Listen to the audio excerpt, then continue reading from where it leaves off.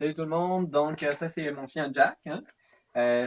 Pourquoi j'en parle? Parce qu'il m'a fait une belle surprise lors de ma descente à l'atelier la semaine dernière. Il a complètement massacré mon étiquette qui allait sur le vélo. Pas grave, je l'ai refaite sur l'ordinateur, ça m'a pris plus de temps, j'ai surtout beaucoup perdu de détails, mais c'est pas grave. On va pouvoir le voir en bas de l'écran, genre sur mon site internet. Je vous parle un petit peu des pièces. Cette pièce qui était semi-existante lors de mon deuxième vidéo.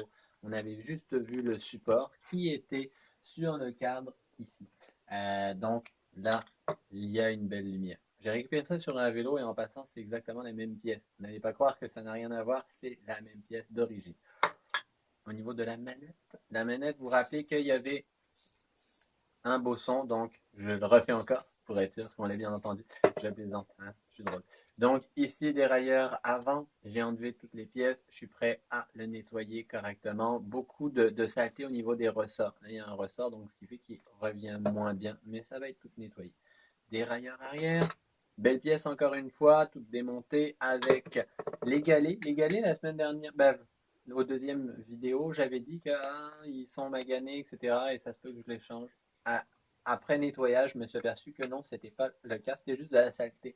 La vis ici, au niveau de l'ajustement de la tension du câble, elle est ici, donc encore une pièce qu'il faut nettoyer. Donc c'est sûr que c'est beaucoup de petites pièces à nettoyer. C'est sûr que quand on a une petite machine comme Flavio, genre qu'on met dedans, puis que les illustrations, ils font leur travail, c'est sûr que ça donne un fini super le fun.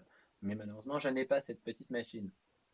Au niveau de la lumière avant, je vais mettre ça. Ça, c'était sur un Peugeot 1968 que j'avais acheté à Québec. En fait, je l'ai fait venir de bus et le cadre, il était malheureusement dessoudé. Donc, oui, je me suis fait un petit peu avoir, mais c'était caché par un porte-gourde, OK, qui venait cacher la soudure, OK. Donc, quand je l'ai enlevé, parce que moi, je voulais le défaire et faire la même affaire que j'ai fait avec le vélo derrière moi, je me suis aperçu que le cadre, il était dessoudé. C'est pas grave, j'ai pris plein de pièces sur ce vélo-là. En passant, ça, c'est la pièce, donc je la montre, elle va ici, en passant, OK. Pourquoi cette pièce-là est existante? Parce que dans ces années-là, pardon, au lieu de faire un trou et un autre trou en bas, ils avaient fait ça.